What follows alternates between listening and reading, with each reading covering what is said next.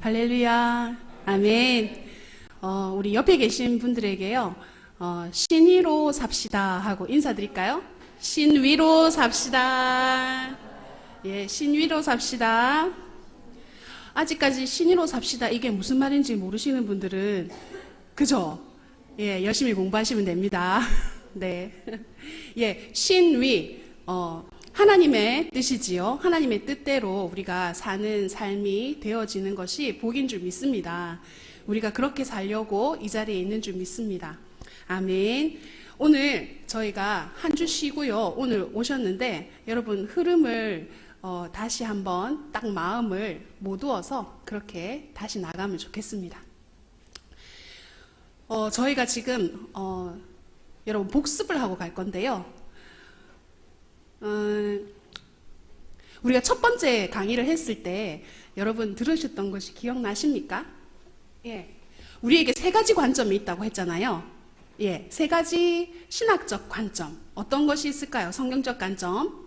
첫 번째는 종말론적 구속사의 관점. 그죠? 두 번째는요, 하나님 나라 회복의 관점. 세 번째는 구별된 삶, 거룩한 삶에 대해서 우리가 배웠습니다. 그죠?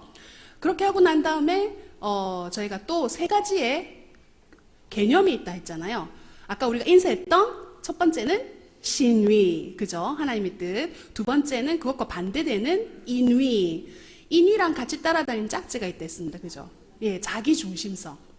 우리에게 자기 중심성이 있기 때문에 하나님의 뜻인지도 알면서도 우리의 마음이 자기 마음대로 간다고 했어요. 그래서 여러분 이번 한 주간 동안 또 지난 주간 동안 여러분 얼마나 많이 싸우셨나요? 나의 인위를 내려놓기 위해서, 자기 중심성을 내려놓기 위하여서 여러분 부단히 노력하셨을 거라고 생각합니다. 그런데 여러분 우리 힘으로 잘 안 되집니다. 하나님께 맡겨드리고, 하나님 제가 신의의 삶을 살 수 있도록 도와주시고, 이 통근통독을 통하여 성경을 읽을 때 나의 중심성이 내려지도록 도와주십시오 하고 기도하셔야 돼요. 예, 성경 읽을 때마다 기도하고 계시죠? 예, 아멘. 여러분 성경 읽기표에 기도 제목이 있잖아요. 그 기도 제목 제일 첫 번째 나오는 그 기도 제목을 항상 먼저 기도하시고 그렇게 성경을 읽으십시오. 여러분 성경은 교사는 한 분이세요. 성령님 한 분이 저희들을 가르쳐 주십니다. 그렇기에 우리의 마음과 생각을 바꾸어 주시고 하나님이 원하시는 신의의 관점으로 우리를 인도하여 주실 줄 믿습니다. 아멘. 여러분 저희가 창조 시대부터 시작해서요, 우리가 지난주까지 시대별로 나오고 있는데요. 창조 시대 다음에는 무엇이었을까요?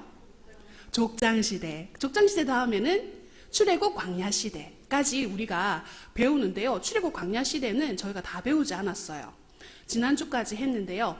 먼저 창조 시대를 한번 복습해 볼까요? 창조 시대는 원역사와 족장이 나온다 했습니다. 중요 인물들, 그죠? 원역사에서는 뭐부터 시작합니까? 창조하고 난 다음에 어떻게 됐을까요? 예, 타락했죠. 타락을 해서 하나님께서는 홍수로 심판하실 수밖에 없었습니다. 그 홍수 심판은요, 어디까지 가게 됩니까? 예, 바벨탑에 이 거스르는 그런 시대까지 가게 되죠. 그런데 인간은 이렇게 악으로 치닫지만 하나님께서는 그 하나님과의 깨어진 관계를 회복하고 하나님 나라를 회복하기 위하여서 누구를 준비한다 했습니까? 예, 아브라함을 준비한다 했지요. 여러분 좋습니다. 계속 기억하시면 됩니다.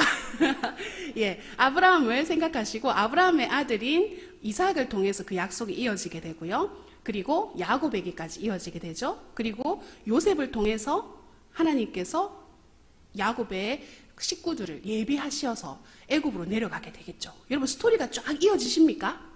예, 우리 벌써 창세기를 다 했습니다. 금방. 예, 그렇게 해서 출애굽 딱 시작할 때 첫 번째 나오는 인물이 누굽니까? 여러분 출애굽기를 딱 폈을 때 누가 먼저 나왔어요? 예, 이때는 기치를 발휘하셔가지고 잘 몰라도 모세 이렇게 하시면 됩니다. 네, 모세가 딱 나오죠. 모세가 나왔을 때 모세의 부모님이 모세를 숨기고 그 모세를 통해서 하나님께서는 이스라엘 백성들을 구원하려고 하는 하나님의 계획을 가지고 계신다라는 것을 우리가 배웠습니다. 그렇게 하고 난 다음에요, 우리가 오늘 볼 것은 출애굽기를 조금 이야기를 하면서 쭉 넘어가려고 합니다. 우리가 그 교재는요, 한번 보실게요. 잠깐만요. 119페이지 보시면 되겠고요. 혹시 이 119페이지가 안 맞으시는 분은 5페이지 앞쪽으로 가시면 그 교재가 맞아지게 되겠습니다. 개정판이 나와서 그렇습니다. 119페이지 여기 위에 꼭대기에 보면 항상 페이지 수가 적혀 있으니까 확인하시면 되겠습니다. 여러분, 그래서요, 좀 전에 출애굽기를 시작했을 때 모세가 나온다 그랬는데요. 출애굽기는 우리가 세 부분으로 나눌 수가 있습니다. 세 부분.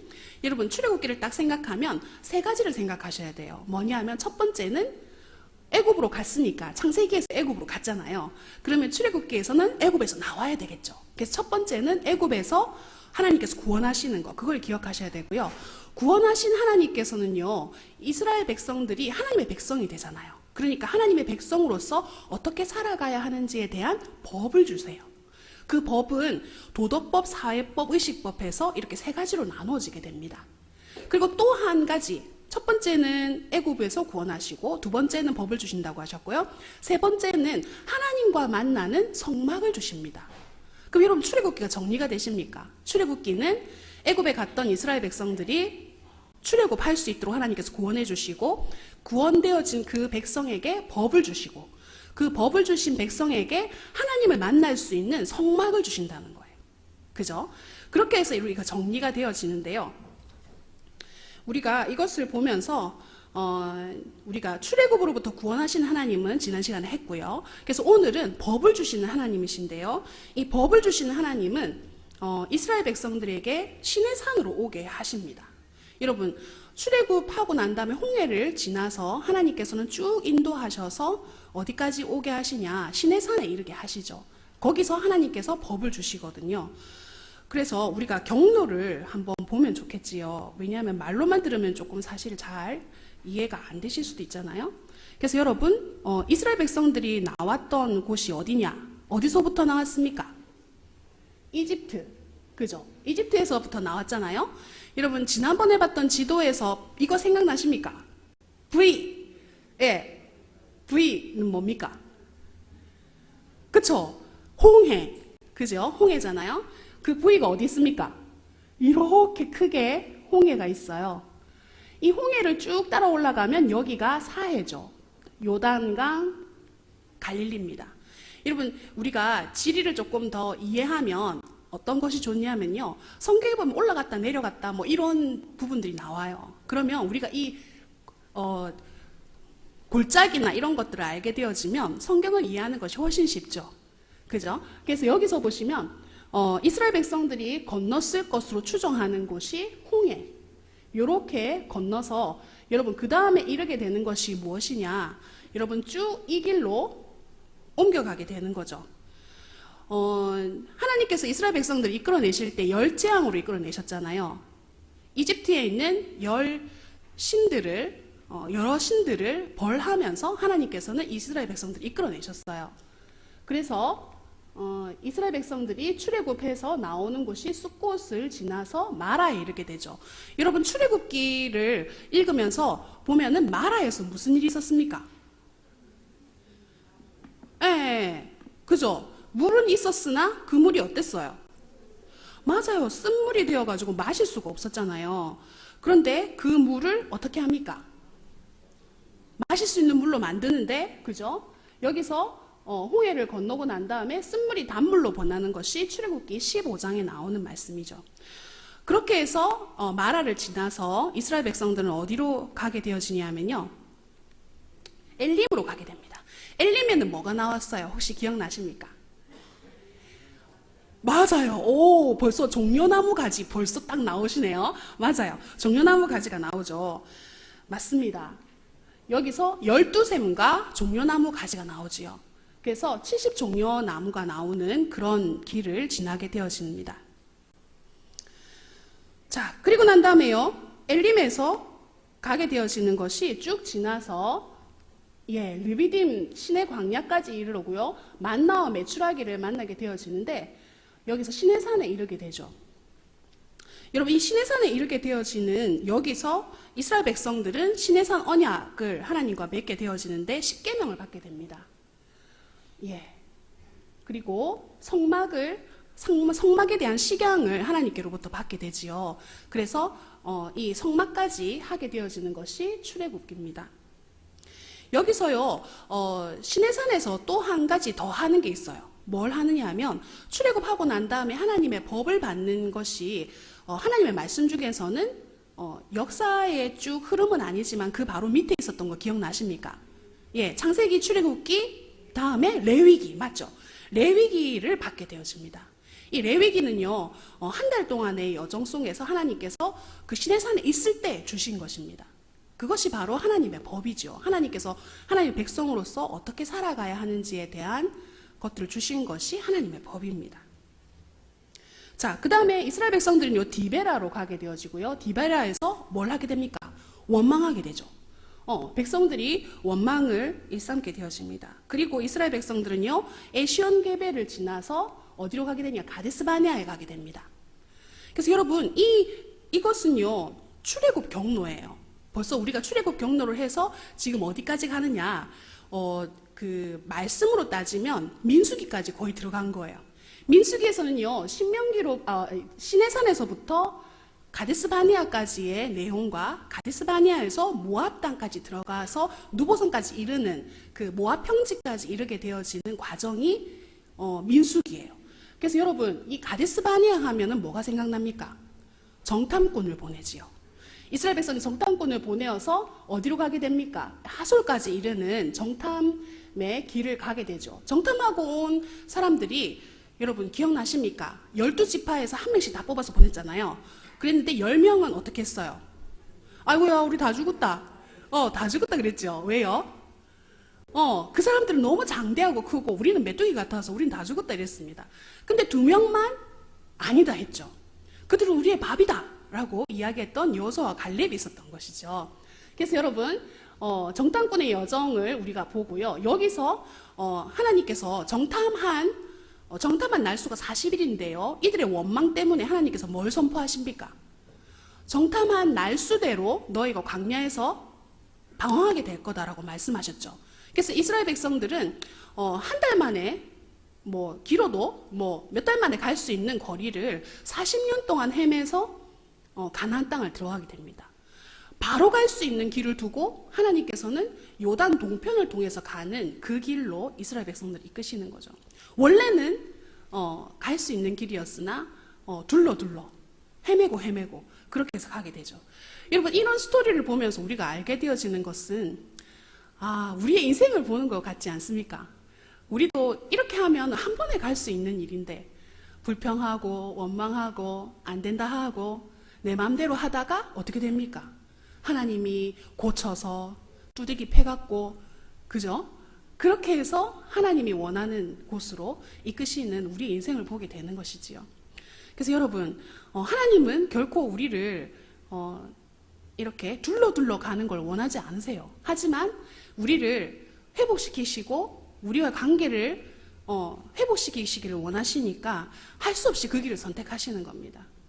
그래서 여러분, 우리가 이제는 자기 중심성을 내리고 내 뜻을 내려놓고 신의의 삶을 살게 될 때 하나님의 뜻을 이루는 그런 시간은 점점 짧아질 것입니다. 우리가 성경을 읽기 시작했기 때문에 하나님께서는 그것을 이루어 주실 줄 믿습니다.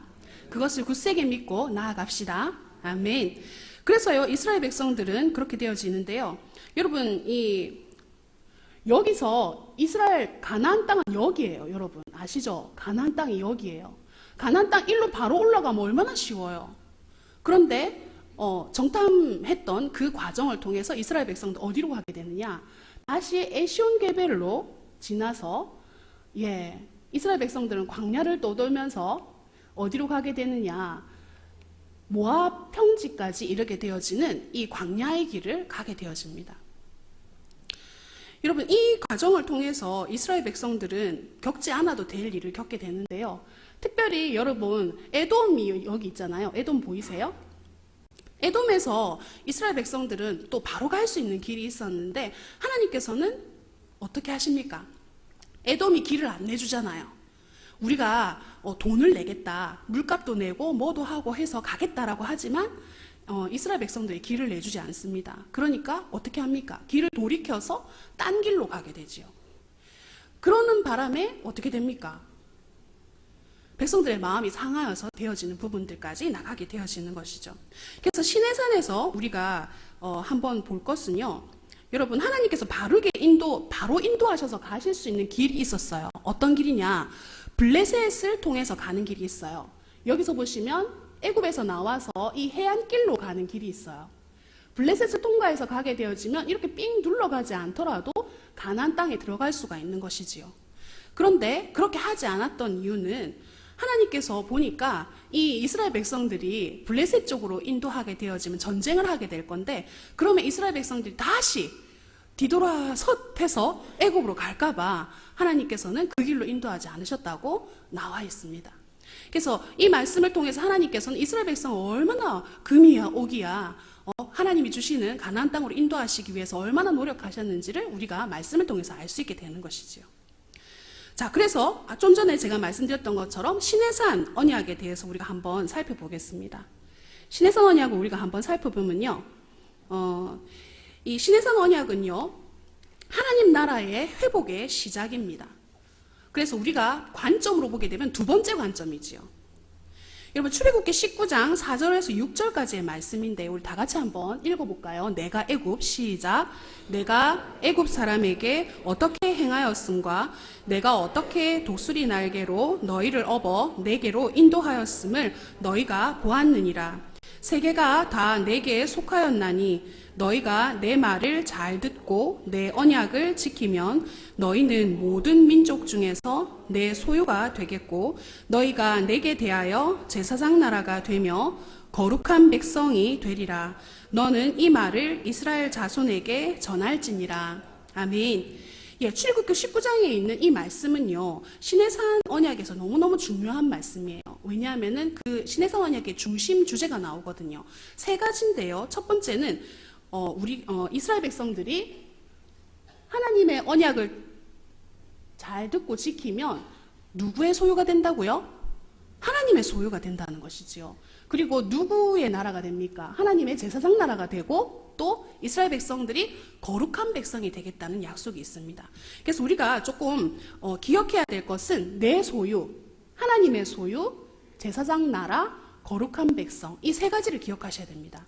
왜냐하면 이 시내산 언약을 통해서 하나님께서 회복하고자 하시는 것은 무엇이냐? 하나님과 관계하는 하나님의 백성, 하나님의 나라를 회복시키고 싶으신데 아브라함에게 주셨던 그 언약이 시내산 언약에서 확정되어진다는 겁니다. 여러분 기억나세요? 아브라함은 어떤 언약을 받았습니까? 아브라함이 받았던 언약이 나와 있는 말씀이 있어요. 한번 우리가 보고 넘어가면 좋겠는데요. 하나님께서 볼게요. 어떤 언약을 주셨는지. 여기 보시면 창세기 12장에 보시면 하나님께서는 하나님이 보여줄 땅으로 가라 했어요. 그러면 하나님께서 하나님의 나라를 회복하기 위해서는 땅이 필요하고 하나님의 주권과 그리고 백성이 있어야 되잖아요. 그 중에 첫 번째였던 하나님의 땅을 주심으로 인해가지고 하나님께서는 이스라엘 백성, 그러니까 아브라함을 통해서 하나님의 나라를 회복하려는 그런 계획을 세우셨다는 거죠. 그리고 난 다음에 15장에서는 하나님께서 또 땅으로 돌아오겠다. 그리고 나는 그들의 하나님이 되겠다. 큰 민족을 이루겠다. 이 세 가지의 말씀을 통해 가지고 하나님께서는 하나님의 나라를 회복한다는 거예요. 여러분, 나라를 구성하는 세 가지 요소가 있잖아요. 그것은 주권, 국민, 여러분이 얘기하셨던 것처럼 이 세 가지를 회복하셔야 되는데 그 세 가지를 아브라함에게 약속을 하셨다는 거예요. 개인한테 약속하신 거잖아요. 그러면은 시내산 언약은 어떻게 되느냐? 이제는 한 개인에게 약속하셨던 것을 뛰어넘어서 누구와 언약을 맺으신다는 겁니까? 한 민족, 그죠? 이스라엘 백성하고 언약을 맺으시는 걸로 시내산 언약이 확장되어진다는 거죠. 그래서 그것을 우리가 한번 기억하면서 가는 것이 필요하다는 겁니다. 그래서 우리가 좀 전에 봤던 시내산 언약에서는 우리가 이 아브라함의 언약이 지금 확장되어졌구나 하고 이해하셔야 된다는 거예요. 하나님의 언약은 동일하게 지금 이어져 나가고 있다는 거예요. 여러분, 첫 번째는 하나님께서는 아담에게 주셨던 언약 기억나세요? 네, 아담에게 문화 명령을 내리셨잖아요. 그죠? 그래서 땅을 하나님께서 이렇게 뭐 하나님께서 주셨던 그 문화 명령을 기억하시면 되는데, 그 문화 명령이 이제는 하나님 나라를 이루려고 하는 아브라함을 통해서 이어지게 되고요. 그리고 이 아브라함에게서 한 나라를 대표하는 이스라엘에게로 넘어가게 됐다는 거예요. 신해성 언약에서는요. 무슨 말씀인지 아시겠죠? 그렇게 해서 이 신해성 언약의 내용의 의미는 좀 전에 제가 말씀드렸던 것처럼 내 소유, 그죠? 내 소유가 되겠다라고 했는데, 이 소유는요, 무엇에 변하냐? 소속에 변합니다. 여러분, 소속이 어떻게 이스라엘이 변했습니까? 원래는 애굽에 속해 있던 이스라엘 백성이었는데 하나님께서 그들의 하나님이 되시려고 이스라엘 백성들을 뭐 했죠? 구원해내셨잖아요. 그리고 두 번째는 제사장 나라. 기억하셔야 될 게 제사장 나라잖아요. 이 제사장 나라가 된다는 것은 결국에는 하나님의 나라가 되는 것인데, 하나님의 나라로서 다른 많은 열방들에게 대사가 된다는 거예요. 하나님을 소개하는 대사가 된다는 거죠. 결국에는 여러분, 이 제사장 나라가 된다는 것은 여러분, 하나님을 이스라엘 백성들에게 가르치는 역할을, 중간 역할을 했던 게 제사장이잖아요. 그것처럼 이스라엘 백성들이 이제는 다른 열방들에게 하나님을 전하는 대사의 역할을 한다는 거죠. 그리고 거룩한 백성이 되겠다라는 것은, 여러분, 거룩한 백성은 뭡니까? 구별되어진 삶으로서 나타나는 거잖아요. 그래서 신해성 언약에서도 동일하게 하나님께서는 구별된 삶에 대해서 이야기를 하고 계시다는 거예요.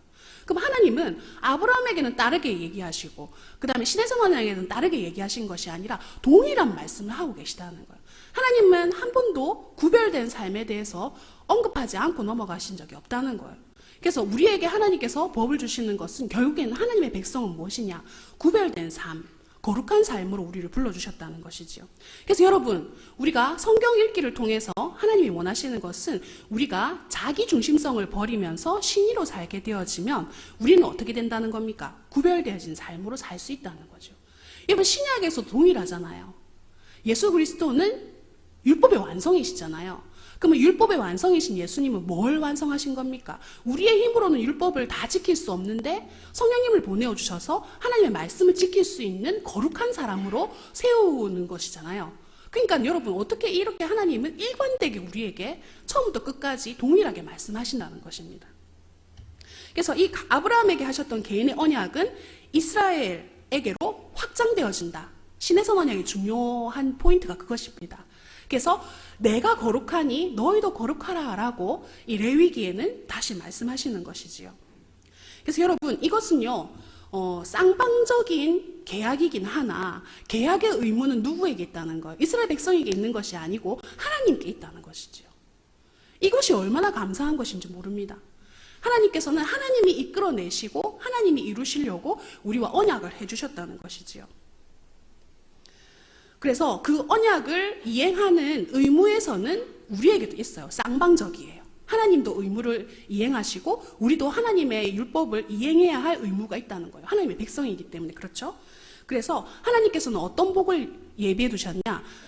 하나님의 언약을 이행하는 자에게는 하나님의 축복을 주시겠다는 약속을 하셨다는 거예요.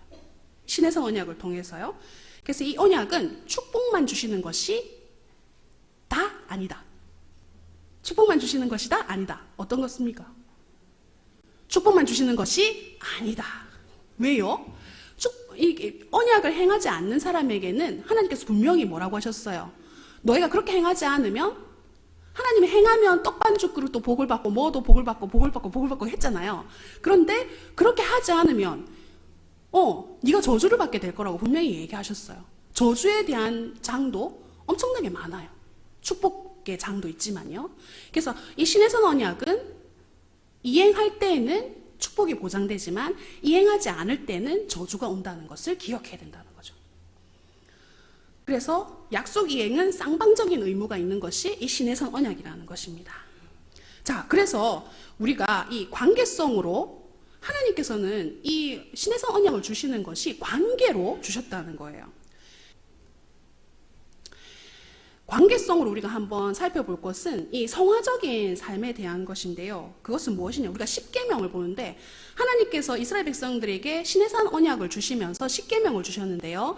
이 십계명은 봅시다. 여러분, 1계명부터 4계명까지는 누구와의 그 계명입니까? 여러분 잘 아시죠? 맞아요. 하나님과의 관계에 대한 것입니다. 이것은 제사장적인 영성이에요. 왜요? 하나님께 나아가는 것이니까. 그죠? 하나님과의 관계에 있는 거니까 제사장적인 영성이고요.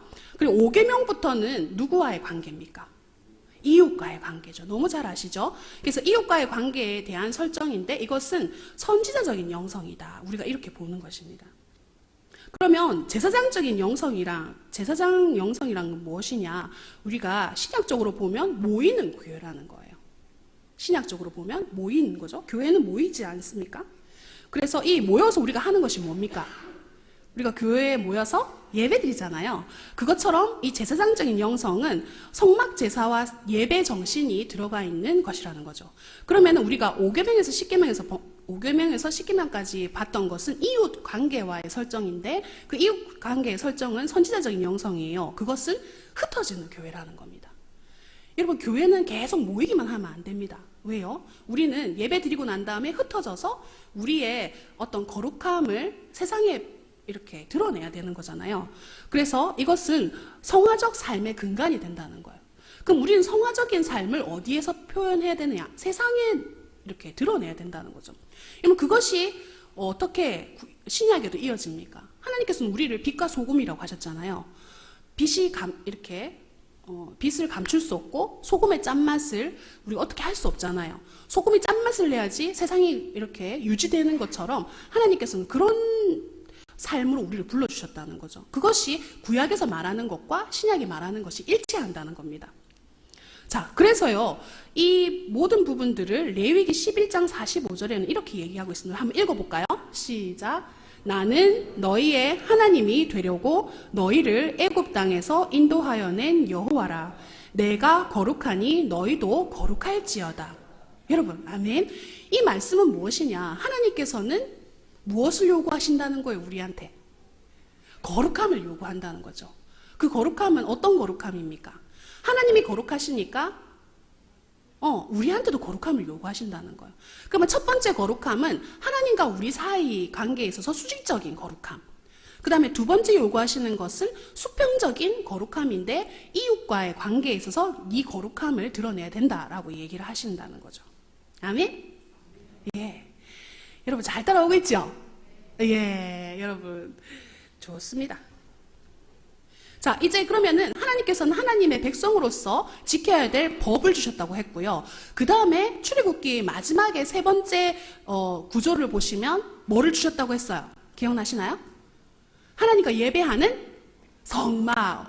여러분 정말 왜 어미새가 이렇게 먹이를 줄 때 새끼새가 이렇게 막 하면서 이렇게 먹이를 받는 것처럼 성막 하시는데 입술이 꼭 그런 입술 같았어요. 너무 잘하시고 계세요. 예. 그래서 우리가 한번 갈 때 이 성막은 어떻게 되어지는 것이냐? 예, 볼게요. 성막은 하나님께서 우리에게 주신 것인데 하나님 목적이 있어요. 뭐 어떤 목적이냐? 하나님을 만나는 길로 성막을 주셨다는 거예요. 여러분, 성막은 그냥 이스라엘 백성들의 대표되는 어떤 구조물이 아니에요. 그냥 대표의 구조물이라고 보시면 안 돼요. 하나님께서 성막을 주신 이유는 분명 목적이 있습니다.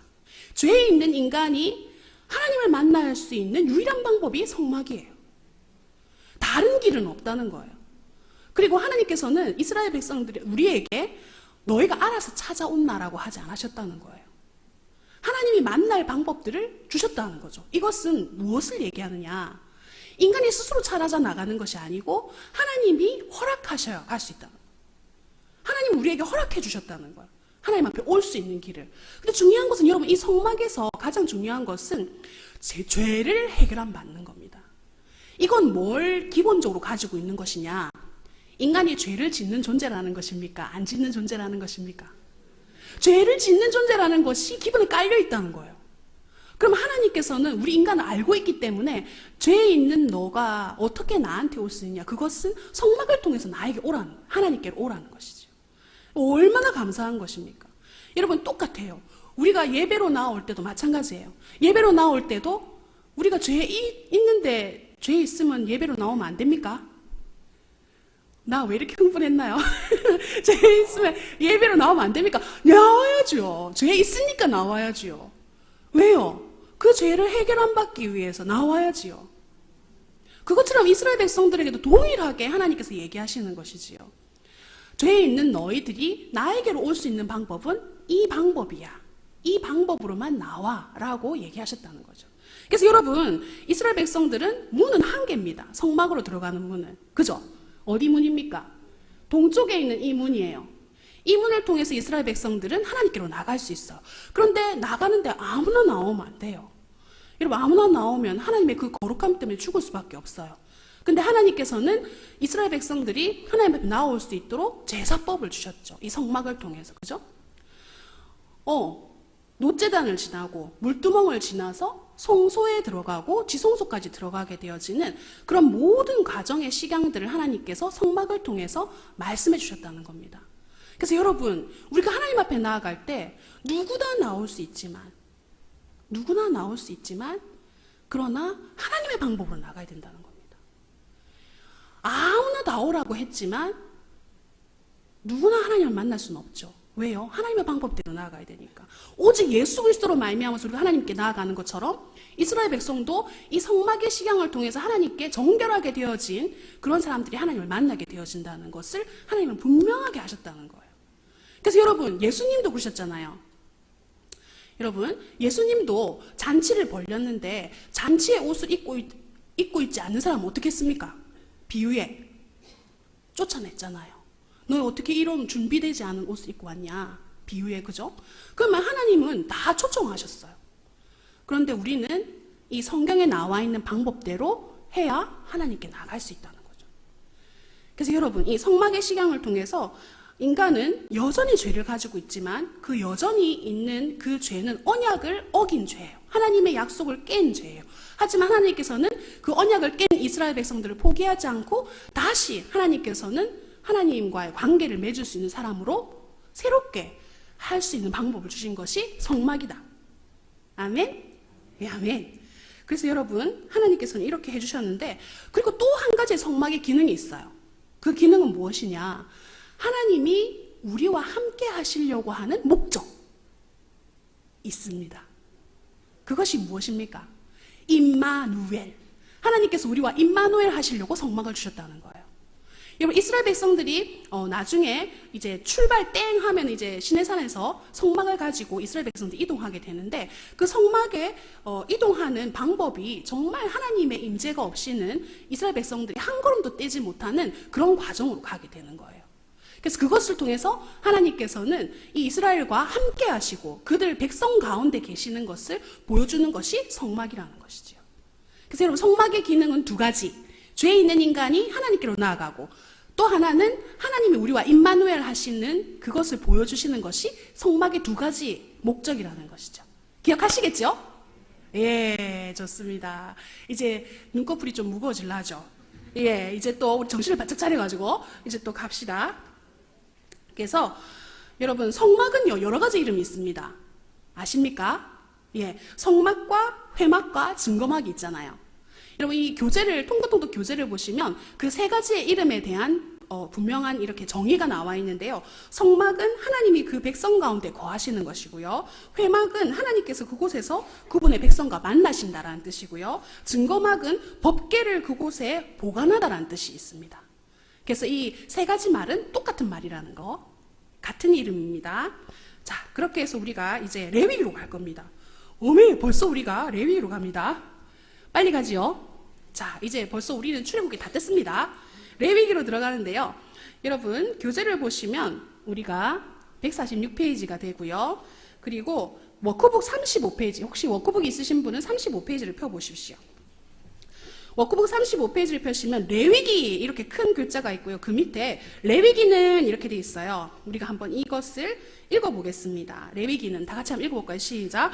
레위기는 성막을 중심으로 이루어지는 이스라엘 백성의 거룩한 삶에 관한 지침서로 시내산에서 모세에게 명령한 율법과 계명을 정리해서 출애굽 1세대에게 훈련 교재로 쓴 책이다. 레위기의 주제는 거룩하고 구별된 삶을 통한 하나님과의 교제를 말한다. 레위기의 핵심 구절은 내가 거룩하니 너희도 거룩하라 이다. 레위기는 두 부분으로 나눌 수 있다. 1장에서 10장은 하나님과의 관계, 수직적 거룩, 11장에서 27장은 이웃과의 관계, 수평적 거룩에 관한 내용이다. 아멘. 여기까지 딱 읽을게요. 여러분, 우리가 레위기를 한번 요약을 해보면 어떤 식으로 되어지느냐. 지금 여기 보시는 교재에도 이 부분이 나와 있거든요. 레위기를 우리가 본다면, 개요를 살펴보면, 구별된 삶을 통한 하나님과의 관계로 우리가 볼 수 있는데, 이것은 하나님께서는 우리가 좀 전에 이 워크북에서 봤던 것처럼 내가 거룩하니 너희도 거룩하라. 아까 우리가 앞에 하나님께서 그 십계명을 주셨던 그 내용하고도 일맥상통하는 내용이에요. 그래서 여러분, 여기서는 첫 번째 우리가 레위기를 살펴볼 때 두 부분으로 살펴볼 때 첫 번째는요, 하나님과의 교제에 대한 근거. 하나님과에 대한 교제가 어떻게 나타나느냐? 여러분, 제사로서 나타난다는 거예요. 그래서 여러분, 레위기에서는 제일 중요한 포인트가 뭐냐? 5제사 7절기라는 거예요. 왜요? 하나님께서는 이스라엘 백성들과 만날 수 있는 이 성막에서 하나님께서 제사 드리는 방법을 가르쳐 주셨다는 거죠. 어떨 때는 이런 제사를 드리고 어떨 때는 이런 제사를 드리고자 하는 5가지 제사를 가르쳐 주셨다는 거예요. 그리고요, 7절기는 무엇입니까? 7절기는 구별된 삶에 대해서 이제 어떻게 살아가야 하는지에 대한 내용을 말씀하시면서 너희도 거룩해야 되기 때문에 어떤 내용을 담고 있냐면요, 레위기 11장부터 27장까지의 내용에서 어떤 것이 정결한 것이고 또 어떤 하나님께 드려야 되는 것이 무엇이고 하는 부분들이 나와 있는 부분이죠. 그래서 절기에 대한 내용은 여러분 23장부터 7절기에 대한 내용이 나옵니다. 그래서 5제사에 대한 내용, 여러분 사실은 제사를 생각할 때 우리는 제사를 안 드리기 때문에 이 무슨 제사를 드렸는지 잘 몰라요. 그리고 우리는 오직 예수 그리스도, 예수님만 붙들고 나가면 되잖아요. 근데 이스라엘 백성들은 하나님의 백성으로서 지켜야 될 제사가 있었어요. 그 5가지 제사를 알아야 하는데 그 5가지 제사와 7가지 절기를 통해서 하나님께 더 가까이 나아가며 또 이웃 사랑에 대한 것을 이렇게 표현할 수 있는 부분이라는 거죠. 그래서 여러분, 혹시 여러분들이 이거 받으셨나요? 다 받으셨죠? 요 낱장 종이 있잖아요. 이걸 보시면 여기에 5 제사에 대한 부분이 있습니다. 여러분, 요것은요 우리 교재에 있어요. 그런데 제가 보니까 저도 좀 나이가 있어서 그런지 몰라도 우리 교재에 있는 글자가 잘 안 보이는 거예요. 그래서 요걸 드리는 거거든요. 그래서 여기를 보시면 5가지 제사에 대한 내용들이 나옵니다. 여러분, 5가지 제사는 뭔지 여기 제일 왼쪽에 보시면 명칭 해가지고 나와 있잖아요. 예, 무슨 제사인지 한번 읽어볼까요? 시작. 번제, 소제, 화목제, 속제제, 속건제. 예, 이렇게 되어 있습니다. 여러분, 처음에는 아이고 이 표가 뭐고 하면서 좀 이해가 안 되실 텐데, 그래도 한 번 보고 2번 보고 3번 보면 이 번제가 기억이 나실 거예요. 이 제사의 법들이. 그래서 여러분이 이 제사를 기억하실 수 있도록 도와드릴게요. 요걸 보시면 이제 낯설지 않고 더 가까이 보실 수 있습니다. 예를 들어서 여기 위에 있는 세 가지의 제사, 번제, 소제, 화목제는 향기가 있는, 죄송합니다. 잠이 확 깨시지요? 의도한 바는 아닙니다. 자, 그래서 향기 있는 제사입니다. 3가지 제사는요. 그 밑에 있는 2가지 제사는 향기가 없는 제사인데 의무적으로 드리는 거예요. 그러면 위에 3가지 제사는 뭐겠습니까? 자원해서 드리는 제사지요. 맞습니다. 자, 그리고요, 여기서 번제, 소제, 화목제에서 우리가 조금 더 자세히 살펴보면 좋겠지만 저희가 시간이 이렇게 정해져 있기 때문에 여기서 우리가 좀 살펴보고 싶은 것은 여러분 생각에는 우리가 제사를 드릴 때 한번 생각해 보세요. 여러분의 생각을 조금 깨우기 위해서 제사를 드리려고 할 때 가장 많이 움직이는 사람이 누구겠습니까? 네, 제사를 드리러 온 사람? 아니면은 제사를 드리는 제사장? 누가 더 많이 움직이겠어요? 여러분 걸려드셨습니다.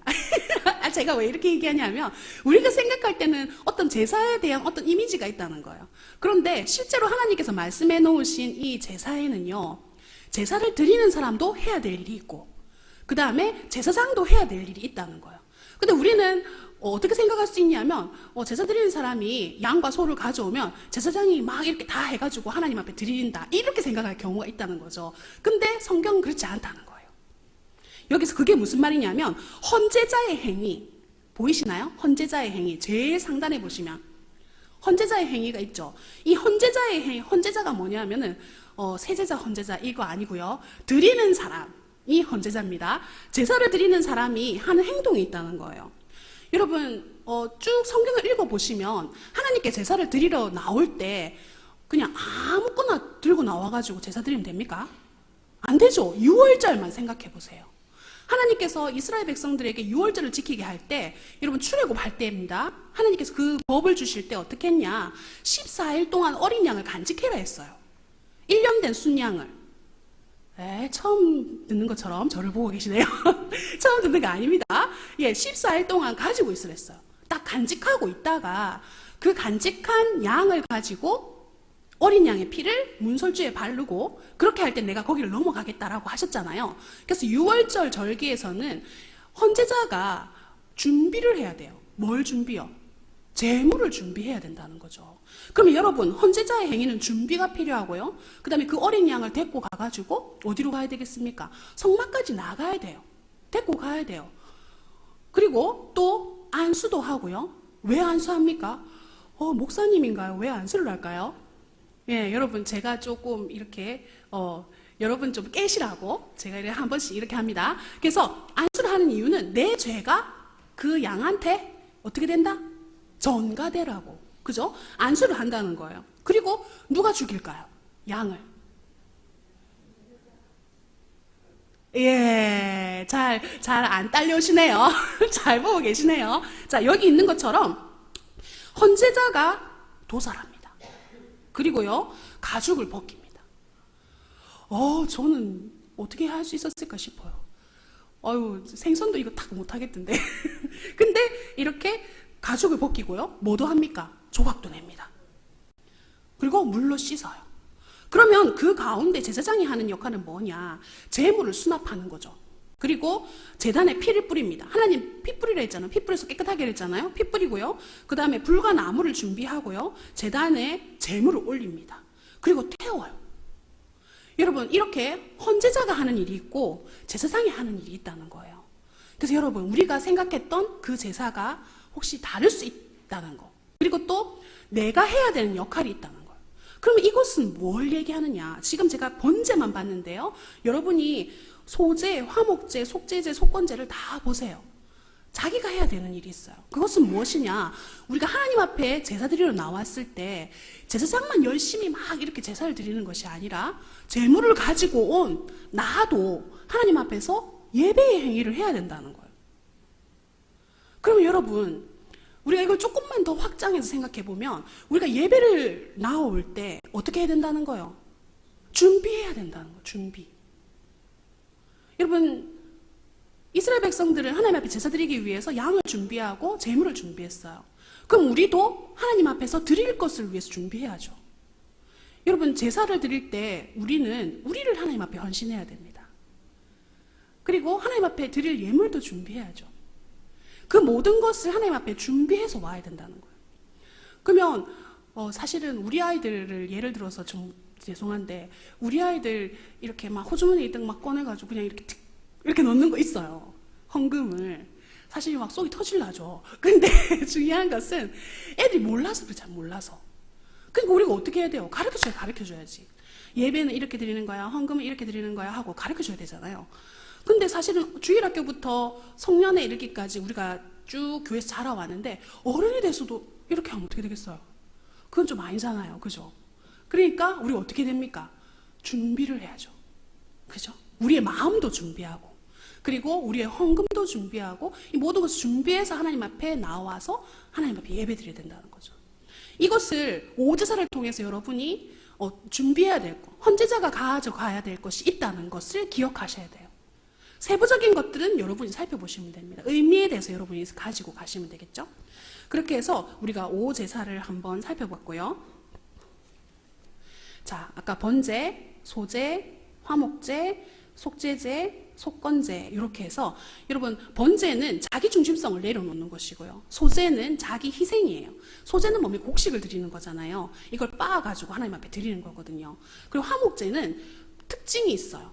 어떤 특징이 있습니까? 나눔. 화목제에서는요 이것을 제물을 가지고 같이 나눠 먹습니다. 여러분 예수님이 무슨 제물이 되셨습니까? 화목 제물이 되셨죠. 그것처럼 우리가 이 정신을 생각할 때에 이게 신약과 이렇게 쫙 연결이 된다는 것을 아실 수가 있죠. 속죄제는 회개와 자백이 들어가게 되어지고요. 속건제는 타인의 재산 존중이에요. 왜요? 5분의 1을 갚아야 되잖아요. 그죠? 자기가 범죄한 것에 대해서. 그러니까 타인의 재산 존중하고 이웃과의 관계까지 연결되는 것이 이 오제사 안에 들어가 있다는 것이지요. 자, 그리고 오제사 안에서 우리가 조금 더 레위기를 은혜롭게 읽기 위하여서 조금 우리가 한번 볼 것이 있는데요. 그것은 여러분 우리가 한번 다 같이 읽어볼까요? 제물로 시작. 제물로 바쳐지는 짐승들이 어떻게 죽고 각이 떠지는가를 유의하고 죄인인 내가 그렇게 죽을 수밖에 없는데 예수님이 대신 죽으심으로 그런 죽음이 면제되었다는 사실을 생각하면서 읽으세요. 네. 그쵸? 실제로 죽어야 되는 사람은 나인데 나 대신에 그렇게 제물이 죽은 것처럼 예수님이 죽은 것처럼 거기에 대해서 포커스를 맞춰서 읽으라는 거죠. 그래서 우리는요, 읽어봅시다. 시작. 우리의 옛 자아가 그 제물들처럼 각이 떠져 매일 죽어야 된다는 사실을 기억하면서 읽으라. 예, 읽으세요. 그래서 여러분이 그 제사법에 대해서 읽으실 때 레위기가 언제 끝나나 이런 마음이 아니고, 여러분 레위기의 산을 아직 못 넘으셨다면 이 동글동글을 통해서 레위기의 산을 넘으시고요. 그리고 그 번제를 보면서 여러분 나눠드렸던 그거를 같이 옆에 두고 이 말이 이 말이구나 하고 이렇게 비교하면서 읽으시면 더 좋겠다는 거지요.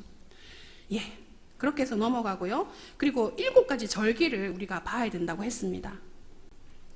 7가지 절기는 절기를 지켜야 되는 이유가 레위기 23장에 나오는데요. 여러분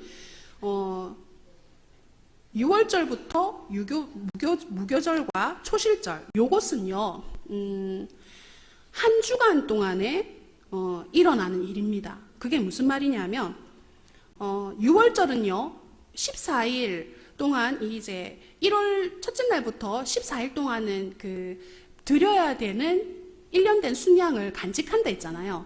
그러니까 6월절 절기는 14일에 지내요. 유대 이력으로요. 그러면 14일에 지나면 무교절을 지내야 되는 거죠. 15일부터 21일까지의 사이에는 유교병을 먹으면 안 돼요. 유교병은 뭐냐? 누룩이 들어가 있는 빵을 먹으면 안 된다는 겁니다. 그러면 무교절은 뭐냐? 누룩이 없는 빵을 먹어야 된다는 거예요.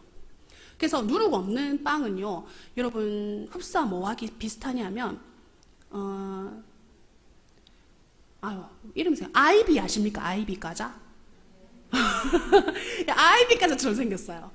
여러분 대충 생각나시죠? 예, 아이비를 모르시는 분들은 이색 샌드인가요? 왜 이렇게 세 층으로 돼가지고 다른 크림이 들어있는 과자 있잖아요. 예, 모르시는 분들은 좀 가르쳐 주십시오. 예, 아이비 과자라고 되게 아무 맛도 없으면서 바삭바삭한 과자가 있어요. 그것처럼 생겼어요. 무교병이 누룩을 넣지 않아서 그렇다는 거죠. 자, 그래서 그 무교병을 먹어야 되고요. 그 다음에 초실절도 거기에 같이 되어지는데, 초실절은 6월절 후에 첫 번째 안식일 다음 날이에요. 그래서 이 3가지 절기는 한 주간에 일어나는 일이라는 거죠. 그리고 여러분 칠칠절이 있고요, 나팔절이 있고, 속죄일이 있고, 초막절이 있는데, 요 부분들을 조금 우리가 그냥 한번 훑고만 넘어갈게요. 이것을 쭉 얘기하면서 이스라엘 백성들이 절기를 지켜야 되는 이유가 있습니다. 그것은 하나님께서 절기를 주신 것은 이스라엘 백성들에게 기억나게 하기 위해서. 뭘요? 하나님이 하셨던 일들을 기억나게 하기 위해서 절기를 지키라고 했어요. 그래서 교육적인 목적이 있는 것이 절기라는 거죠. 그럼 이스라엘 백성들이 이 절기를 지키면서 어디로 가야 됩니까? 이 6월절, 그 다음에 7.7절, 초막절, 성전에 가야 돼요. 그러면 성전에 가서 무엇을 하느냐? 제사도 드리지만 하나님의 말씀을 낭독합니다. 그러면 이스라엘 백성들은요, 1년에 하나님의 그 절기에 가야 되는 날수대로 가게 되면 성경을 거진 듣게 돼요. 그래서 이스라엘 백성들이 절기를 통해 가지고 하나님의 말씀을 배우게 된다는 거죠. 자, 그런 의미가 있고요. 그리고 하나님께서 하셨던 일들을 이스라엘 백성들이 배우는 거죠. 그 밑에 후손들도 계속 배우게 되고요. 그리고 하나님이 하신 일들을 어떻게 하느냐, 하나님이 그런 일을 행하신 것에 대해서 기뻐하고 즐거워하는 축제라는 거예요. 그래서 그 축제를 하나님 왜 합니까? 하고 자녀들이 물어보면 거기에 대해서 대답해 줄 의무가 부모님들에게 있었어요. 그럼 여러분, 자녀들이 성경에 대해서 물어보잖아요. 그런데 우리가 성경을 모르면 대답해 줄 수가 없잖아요. 그죠? 그러니까 대답해 주려면 뭘 해야 되겠습니까? 그렇죠. 성경을 읽는 통근통독을 해야 되겠죠. 통근통독을 하면서 성경을 읽어야 우리 자녀들이 물어보면 거기에 대해서 대답해 줄 수 있잖아요.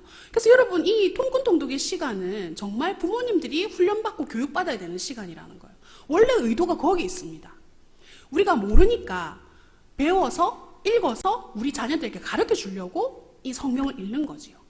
그것처럼 가정에서 그런 일들이 일어나도록 우리가 이 성경을 읽고 이 성경에 대해서 아이들이 궁금증이 생기도록 교육해야 되는 의무가 1차적으로는 가정에 있어요. 근데 그 가정에서 할 수 있는 게 있고요. 또 교회에서도 주일학교가 있잖아요. 이 주일학교를 통해서 하나님의 말씀을 증거해 주는데 사실은 이 두 가지가 같이 병행되어져요. 어느 하나만 있으면 안 돼요. 주일학교에만 사람들, 애들을 보내놓고 쟤네들은 정말 잘 크고 있구나 이렇게 생각하시면 안 된다는 거예요. 저렇게 예배드리고 있지만 내가 다시 검사를 해봐야지. 예수님은 제대로 믿고 있나? 하고 테스트 해봐야 된다는 겁니다. 왜요? 우리 애들을 지켜야지요. 세상으로부터 지켜야죠. 세상에 물들지 않도록 지켜야 되겠죠. 그거 어떻게 지킵니까? 말씀으로, 기도로 지켜야죠. 그러니까 우리가 말씀을 읽고 하나님의 말씀으로 무장되어야 우리 아이들에게도 이야기해 줄 수 있잖아요. 그러니까 우리가 눈을 번쩍 뜨고 이 말씀을 봐야 되겠지요. 예. 그래서 이 6월절, 무교절, 초실절, 그리고 칠칠절, 나팔절, 속죄일, 초막절 이거 쭉 절기가 있는데요. 그 중에서 여기서 나오지 않은 절기가 또 있어요. 성경에 나오는 절기가요. 안식년이 있습니다. 7년에 한 번씩 하나님께서 안식년을 주셨어요. 그죠? 쉬어라는 거죠. 땅도 쉬고 사람도 쉬고. 그런데 이 안식년이 7번 반복되어지면 뭐가 오게 됩니까? 그렇죠? 빨리 생각이 안 나죠? 희년. 제가 빨리 말씀드릴게요. 희년이 오게 됩니다. 50년 만에 오는 희년은요. 이거는 어느 세계에도 이런 법은 없어요. 왜 이런 법은 없느냐? 전부 다 리셋되는 거예요. 리셋. 컴퓨터 용어입니다. 리셋. 이게 뭐냐? 처음으로 되돌아간다는 거예요. 땅을 저당 잡혀가지고 돈을 이렇게 대출받았던 사람들도 어떻게 됩니까? 탕감받죠. 빚을 탕감받고 땅도 돌려주고 이렇게 해야 되는 것이 하나님의 법이었다는 거예요. 근데 이런 놀라운 법을 주셨는데 이스라엘 백성들은 이걸 못 지켰어요. 그래서 하나님께서는 땅을 쉬게 하시려고 이스라엘 백성들을 포로를 끌려가게 하신다는 말씀이 나중에 나오죠. 자, 그래서 우리가 있잖아요. 벌써 몇 개 안 한 것 같은데 레위기 다 끝났습니다. 예, 여러분이 순식간에 지나갔습니다. 자, 그래서 이제 민수기로 넘어갈 거예요.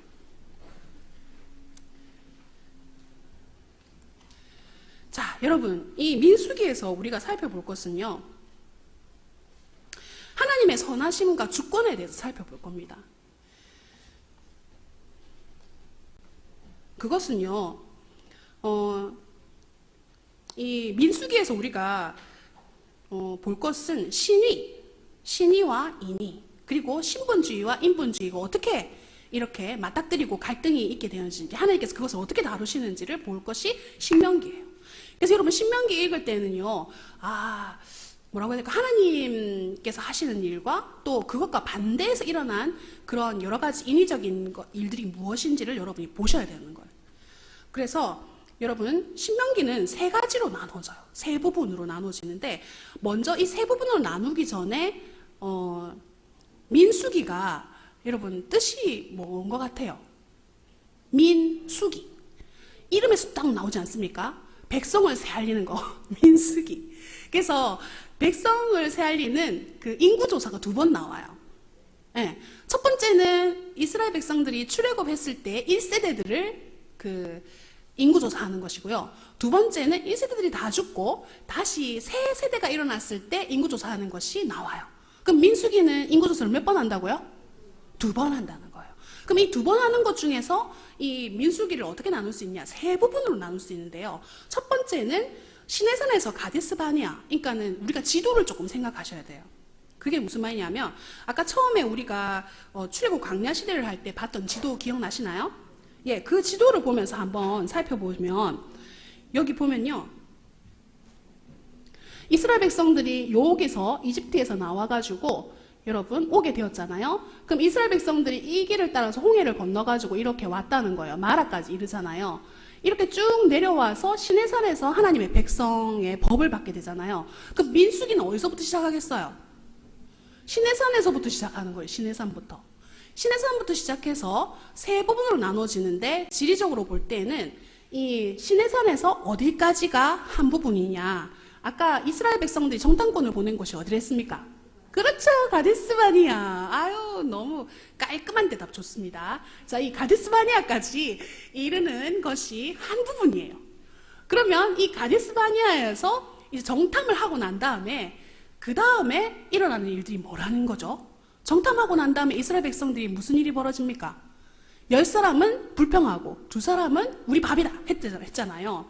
그러니까 하나님께서 정탐한 날수에 따라서 어떻게 하신댔어요? 광야에서 헤매게 하신다 했잖아요. 그러면 첫 번째 구조는 시내산에서 가데스바니아까지의 일정이고 두 번째 구조는 광야에서 방황하는 거예요. 그러면 세 번째 구조는 뭐겠습니까? 광야에서 방황하다가 이스라엘 백성들이 다시 어떻게? 네, 모압 평지에 이르게 되는 가데스바니아에서 모압 평지에 이르게 되는 내용까지가 세 번째 분류라는 거예요. 여러분 이렇게 하면 민수기가 끝나는 겁니다. 벌써 다 했어요. 이번에 속진 않으시겠죠? 이게 무슨 말이냐면 세 부분을 나눴는데 그럼 세 개 안에 뭐가 들어가느냐 그걸 봐야 된다는 거죠. 따라오고 계시죠? 예, 그렇죠. 그래서 첫 번째 시내산에서 가데스바니아는 여기잖아요. 이스라엘 백성들이 그 정탐꾼을 보낸 거죠. 하솔까지 보내게 되어지고 이스라엘 백성들 이렇게 에시온 개별로 다시 와서 광야에서 헤매다가 모압 평지까지 이르게 되어지는 것이 민수기가 끝이라는 거예요. 이렇게만 해도 벌써 민수기를 우리 다 본 거예요. 그럼 그 안에 들어가는 것이 무엇이냐를 살펴보도록 하겠습니다. 그러면 첫 번째 들어가는 거 시내산에서 아까 우리 지도를 생각해 보십시오. 이 V 있잖아요. V 시내산 있었잖아요. 여기 사이에 시내산이 있잖아요. 그럼 시내산에서 가데스바니아까지 내용이 나와 있는 것이 신명기 첫 번째 부분이라는 거예요. 그러면 그 첫 번째 부분에 뭐가 나오느냐? 1장에 여러분 민수기는 뭘 조사한다 했지요? 인구조사. 첫 번째 인구조사가 나오는 게 1장이에요. 여러분 민수기를 딱 펴자마자 인구조사가 나옵니다. 이스라엘 백성들이 출애굽해가지고 얼마만큼 나왔는지를 지파별로 다 조사하는 게 나와요. 그래서 인구조사를 딱 끝내고 난 다음에 이 인구조사는 1세대, 출애굽한 1세대라는 거예요. 이 세대가 몇 명인지가 쫙 나오고요. 그 다음에 2장으로 넘어가면 진의 배치가 나옵니다. 진의 배치는 왜 나올까요? 이스라엘 백성들이요, 여러분 한두 명이 아니거든요. 200명, 300명이 아니거든요. 지파별로 몇백 명씩 되기 때문에 60만 대군이 나왔다고요. 그러면 그 사람들이 나올 때 아무렇게나 너가 마음대로 가라 이렇게 하면 어떻게 되겠어요? 어디로 가는지도 모르면서 가는 거예요. 그러니까 진의 배치를 딱 만들어가지고 이스라엘 백성들이 딱 같이 가게 되어지는 거죠. 그래서 제사장의 조직과 레위인의 계수, 그 다음에 4장에는요 레위인의 직무에 대해서 나오고요. 그리고 5장으로 넘어가면 여러분 5장부터는 훈시가 나오잖아요. 저기 보시면 보이시죠? 여기 훈시. 5장부터 9장까지는 훈시가 나오는데 이것은 이스라엘의 성별에 대한 거, 분리에 대한 성별, 나실인에 대한 성별, 예배를 통한 성별, 성별에 대한 것이 쫙 나와요. 그리고 레위인은 어떻게 성별해야 되는? 성별이 뭐냐면 구별한다는 거죠. 그렇게 나오고요. 그리고 9장에 들어가게 되어지면 두 번째 유월절을 지키라고 하나님께서 명령하셔요. 첫 번째 유월절은 어디서 지켰습니까? 정신 차리시면 됩니다. 지금 정신 차리셔야 돼요. 헷갈리시면 안 돼요. 첫 번째 유월절은 어디서 지키셨어요? 네, 출애굽할 때 장자의 죽음에서 유월절 첫 번째 지켰잖아요. 기억나시죠? 이제 두 번째 유월절을 지키라고 하나님께서 얘기하셨다는 거예요. 그래서 이스라엘 백성들이 이동을 하는데 이동하는 방법은 어떤 방법이냐? 신호가 있어야 되잖아요. 그렇게 많은 사람들이 어떻게 핸드폰으로 카톡 쫙 보내면 다 이때 출발 이렇게 하면 되겠는데 그때는 카톡도 없고 핸드폰도 없고 어떻게 출발하겠습니까? 그죠? 그래서 그때는 성막이 중심에 되어 있고 성막 주위로 이스라엘 백성들이 4개의 진으로 같이 움직였어요. 그러면 이 성막에 구름이 떠오르면 성막에 구름이 있다는 것은 하나님의 임재가 있다는 거예요. 하나님 임재의 상징이에요. 근데 그 성막의 구름이 하늘로 떠오르고 나팔이 빡 불면 이스라엘 백성들이 행진하는 거죠. 그리고 이제 이 행진을 하게 되고 또 다시 성막의 구름이 쫙 내려오면 어떻게 되겠습니까? 거기에 머물러야 되는 거죠. 왜요? 하나님께서 뜻을 보이셨으니까 그곳에 머물러. 이것을 통해서 하나님께서는요, 하나님이 가라 하면 가고 서라 하면 서고 있으라 하면 있고, 이걸 훈련하는 겁니다. 여러분, 우리의 삶 같지 않습니까? 나는 가고 싶은데 있으라 하고, 나는 있고 싶은데 내보고 가라 하고. 죄송합니다, 반말해서. 예, 그런 거죠. 하나님께서 예비하신 것 때문에 내 의지가 있지만 하나님의 뜻을 위해서 내가 내 의지를 굽히는 것, 이것이 자기 중심성을 내려놓고 신의로 가는 것입니다. 나는 가고 싶고 빨리 40년 광야 생활 말고 바로 직진해가지고 가나안 땅 들어가고 싶은데 하나님은 아직 때가 안 됐다. 돌아서 요단강 동편으로 해서 들어가는 것이 하나님의 뜻이라는 거죠. 근데 우리는 그 뜻을 잘 몰라가지고 막 언제 가냐고 막 원망하게 되는. 이스라엘 백성들도 똑같아요. 민수기를 보면 불평기라고 얘기되어 있습니다. 통고동독에 보면 불평기다. 왜요? 가는 곳곳마다 이스라엘 백성들이 물 없다, 뭐 없다, 왜 이러냐, 길이 왜 이러냐 이러면서 계속 불평하는 거예요. 그러면서 40년 광야의 길을 가게 된다는 거죠. 그래서 여러분, 우리가 지금 시내산에서 가데스 바네아까지 9세대가 어떻게 하는지를 1장부터 14장까지의 내용으로 봤는데요. 제가 아까 9장까지 봤는데요. 10장에서는 결국에는 나팔 신호를 통해서 이스라엘 백성들이 이동하게 되어지고, 그 중에 11장에서는 모세가 70장로를 뽑습니다. 중간 리더들을 쫙 뽑는 거죠. 그리고 하나님께 막 우리는 왜 고기가 없습니까? 이런 내용이 나오죠. 왜요? 여러분, 이스라엘 백성들이 얼마만큼 양식을 준비해 나왔을 것 같아요? 네? 얼마만큼 준비해 나왔을 것 같아요? 여러분, 실제로는 가나안 땅의 거리가 그렇게 멀지 않습니다. 애굽에서 가나안 땅 거리가 멀지 않기 때문에 거의 추정하기로는 한 달 양식 정도를 가져 나왔다고 봐요. 그러면 그 한 달 양식 끊어질 때가 언제냐? 한 11장쯤 되면은 한 달 양식 끊어진다는 거예요. 디베라 쪽에 왔을 때. 그러니까 이스라엘 백성들이 뭐가 생각났겠어요? 애굽에서 먹었던 고기랑 파랑 뭐 이런 것들 다 생각났다는 거죠. 그러니까 하나님 앞에 우리는 왜 고기가 없습니까? 우리 돌아가야 됩니다. 이렇게 얘기했다는 거예요. 그 불평 때문에 하나님께서 어떻게 하셨어요? 예, 매출하기를 내려줬죠. 우리 김경희 지사님 항상 제가 물어보면 항상 대답을 잘 해주셔가지고 예, 감사합니다. 근데 저는 이걸 보면요, 어떤 하나님이 생각나느냐. 여러분, 저는 아직 자녀가 없거든요. 근데 여러분들이 자녀들이 먹을 거 갖고 막 싸우면 어떡 해요? 먹을 거 갖고 막 싸우면 뭐 똑같이 나눠주는데, 또 이렇게 어떤 부모님들은 너희가 먹을 것으로 싸워. 그럼 절대로 못 싸우게 다 먹어도 남을 정도로 한글 갖다 주면서 싸우지 말고 먹어라 이렇게 하지 않으세요? 우리 엄마만 그랬나요? 저희 언니랑 저랑 그 옆으로 가는 게 있잖아요. 그거를 먹으려고 싸웠어요. 서로 먹으려고. 어렸을 때. 커서 말고요. 그랬는데 그것 때문에 싸워가지고요. 그 다음에 저희 어머니가 이만한 솥에다가 걔를 다 넣어가지고 다 쪄가지고 너가 이거 다 안 먹으면 한대 이렇게 하면서 딱 내놓으셨어요. 그게 뭐예요? 먹을 거고 싸우지 말라는 얘기잖아요. 그죠? 하나님께서 매출하기를 얼만큼 주셨어요? 한두 마리 딱 던져주고 그래 너네 나눠 먹어 이렇게 하셨어요? 어메, 진 사변에 막 매출하기가 완전 산처럼 쌓여 있었잖아요. 그거 뭐예요? 하나님께서 아이고 너네 예쁘다 이렇게 한 거예요? 너가 먹을 거 갖고 원망하지 마라 이건 거잖아요. 정신이 번쩍 드십니까? 그래서 매출하기를 그만큼 많이 하나님께서 보내신 것은 이스라엘 백성들을 하나님께서 이렇게 싸우지 말고 원망하지 말라라는 뜻이라는 거죠. 자, 여기서요 스토리를 지금 제가 얘기를 하고 있습니다. 왜요? 왜냐하면 우리가 지금 민수기의 스토리를 아셔야 되니까, 그죠? 그래서 결국에는 이스라엘 백성들은 이렇게 쭉 이동하게 되어지는데, 이 중간에 미리암과 아론이 모세를 원망하는 게 나와요. 뭐 때문에요? 구스 여인 때문에. 그러죠.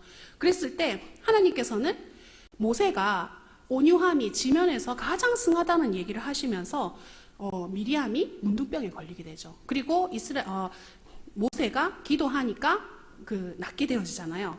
그리고는 여러분 우리가 중요하게 생각하는 13장에 가서 가나안 정탐이 나옵니다. 그래서 13장까지 정탐하고 난 다음에 백성들이 원망하잖아요. 왜 원망해요? 우리를 죽게 하나님 데리고 왔다 이건 거예요. 10명의 그 정탐한 사람들의 말을 듣고. 그래서 여러분 우리가 말하는 것이 얼마나 중요한지 몰라요. 원래 하나님이 주시고자 했었던 것은 가나안 땅에 두 사람의 정탐꾼 여호수아와 갈렙처럼 저들은 우리의 밥이다. 하나님 우리에게 주시고자 했으면 우리는 밥처럼 저걸 먹으면 된다라고 했던 그 말인데 실제로 그 말 말고 10명의 사람들이 불평하는 말, 우리는 다 죽었다 진짜 이런 하는 말을 듣고는 이스라엘 백성들이 다 불평하게 되니까 이스라엘 전체가 어떻게 됩니까? 40년 동안 광야의 길로 가게 된다는 거예요. 그럼 여러분 내가 정말 중간 지도자고 내가 우리 교회에서 정말 역할을 하시는 분들이라고 생각한다면 정말 나의 입술은 어떻게 해야 됩니까? 하나님이 원하시는 신의의 입술이 돼야 된다는 겁니다. 왜요? 내 입술에 잘못 이렇게 하는 것을 통해서 온 백성이 멸망의 길로 갈 수 있다는 거예요. 그렇기 때문에 나의 입술을 하나님 주장해 주셔서 정말 하나님이 원하시는 신의의 입술, 하나님이 원하시는 뜻을 따르는 여호수아와 갈렙과 같은 그런 고백을 하는 사람으로 세워지게 하시옵소서 하고 기도하셔야 된다는 거예요. 왜요? 나도 모르게 혈기가 나와가지고 내 마음대로 말이 나올 때가 많은데 어떻게 하겠어요? 내 입을 어떻게 제갈 먹이겠습니까? 하나님께 도와달라고 해야 되죠. 하나님 그래서 내가 나오는 분대로 말하는 것이 아니라 하나님께서 원하시는 바대로 뜻대로 말할 수 있도록 해주셔서 이스라엘 백성들이 40년 광야 생활을 한 것들이 우리의 인생에서는 되어지지 않도록 하나님 제 입술이 신의의 입술이 될 수 있도록 도와달라고 하셔야 되는 것이죠. 아멘? 예, 우리 통긋통긋 들으신 분들은 다 그렇게 자기의 입술을 하나님 앞에 들이시는 우리 성도님들 되시기 바랍니다. 아멘. 그래서요 13장까지의 내용은 가데스 바니아까지입니다.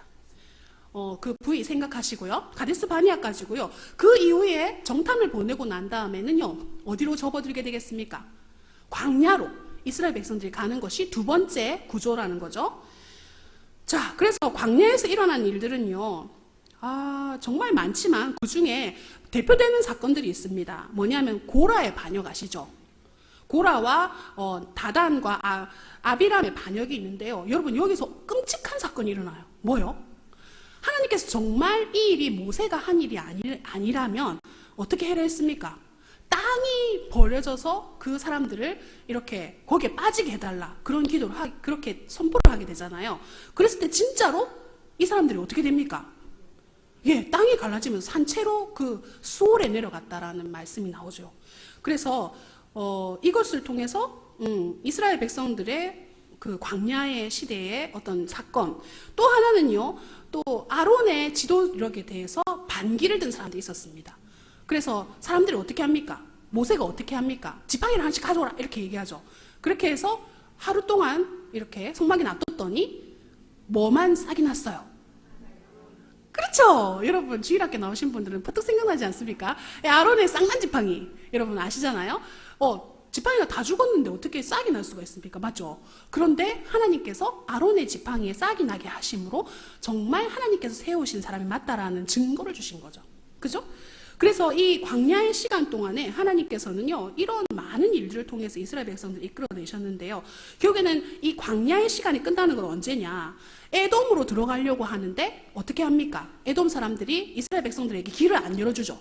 그래서 여기서 정리가 되어집니다. 그리고는요, 세 번째 구조는요, 가데스 바네아에서 모압 평지까지예요. 여러분, 에돔의 길을 거절하니까 이스라엘 백성들이 어떤 내용이 나오냐면 21장에 에돔에서 돌아서 길을 갈 때 마음이 상했다고 나와 있어요. 그러면서 이스라엘 백성들이 어떻게 하게 됩니까? 불평하게 되죠.